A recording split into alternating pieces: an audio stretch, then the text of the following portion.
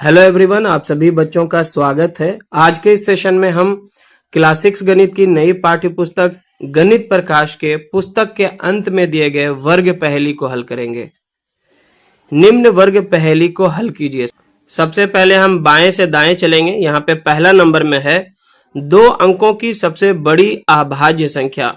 तो 2 अंकों की सबसे बड़ी अभाज्य संख्या जो है वो है 97।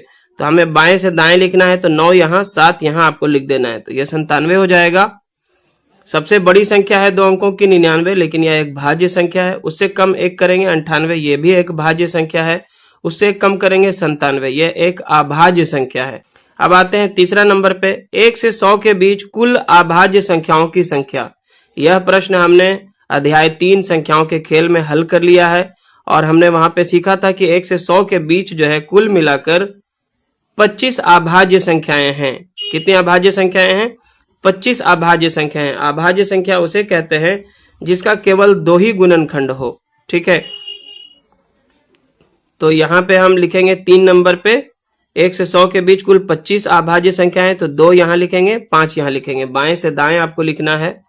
अच्छा, चौथे नंबर पे है 2 अंकों की कुल संख्याएं।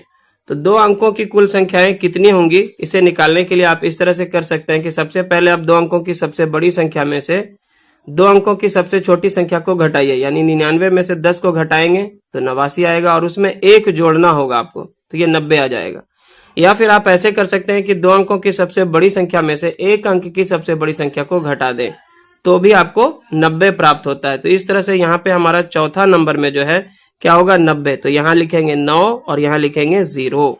ठीक है, 5वें नंबर पे आते हैं 2 अंकों की सबसे छोटी संख्या। तो 2 अंकों की सबसे छोटी संख्या क्या है? 5 नंबर पे 10 होता है, तो यहाँ 1 और यहाँ 0 आप लिख लेंगे। ठीक है, उसके बाद 9वें नंबर पे है वह संख्या जिसमें 400 जोड़ने पर 91,000 प्राप्त हो जाता है।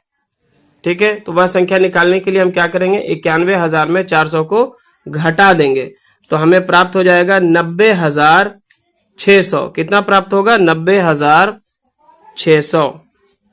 ठीक है, इस तरह से आपको बाएं से दाएं भर लेना था।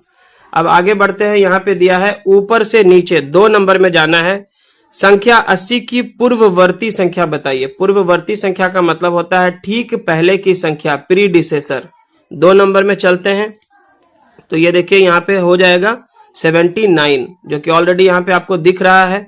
79 आ गया आपके पास। ठीक है, 80 में से 1 कम करेंगे, क्या होगा? 79। ठीक है, तो ये ऊपर से नीचे आपको दिख गया। 6 नंबर में आते हैं। यहां दिया है संख्या 499 की उत्तरवर्ती संख्या। उत्तरवर्ती संख्या का मतलब होता है सक्सेसर नंबर, यानी कि ठीक बड़ी संख्या। 1 बढ़ाने से हो जाएगा, तो 499 में 1 बढ़ाएंगे तो कितना हो जाएगा? 500। तो ये 6 नंबर पे हमें लिखना है। 6 नंबर कहाँ है? यहाँ है, देखिए 5 लिखा हुआ है, यहाँ पे 0 आप लिख देंगे। दूसरा 0 ऑलरेडी यहाँ पे पहले से है, तो 500 हो गया। चलिए 7 नंबर में आते हैं। 7 नंबर में क्या है? 3 अंकों की सबसे बड़ी संख्या। तो 3 अंकों की सबसे बड़ी जो संख्या है वो होती है 999। ये हमें 7 नंबर में लिखना है। तो 7 नंबर यहाँ है, देखिए 9 ऑलरेडी यहाँ लिखा हुआ है, तो 9 और 9 यहाँ भर दीजिए, 999 हो जाएगा। क्लियर है। 8 नंबर में चलते हैं। 8 नंबर में क्या है? 2 अंकों की सबसे छोटी पूर्ण वर्ग संख्या। तो 2 अंकों की सबसे छोटी संख्या 10 है। 10 एक पूर्ण वर्ग संख्या नहीं है। 11 भी पूर्ण वर्ग संख्या नहीं है। 12 भी नहीं है। 13 भी नहीं है। 14 भी नहीं है। 15 भी नहीं है। 16 एक पूर्ण वर्ग संख्या है। 4 को 4 से गुना करने पे 16 प्राप्त होता है। तो ये 8वें नंबर पे हमें लिखना पड़ेगा ऊपर से नीचे की तरफ। तो यहाँ 1 लिख देंगे, 6 यहाँ पे ऑलरेडी लिखा हुआ है।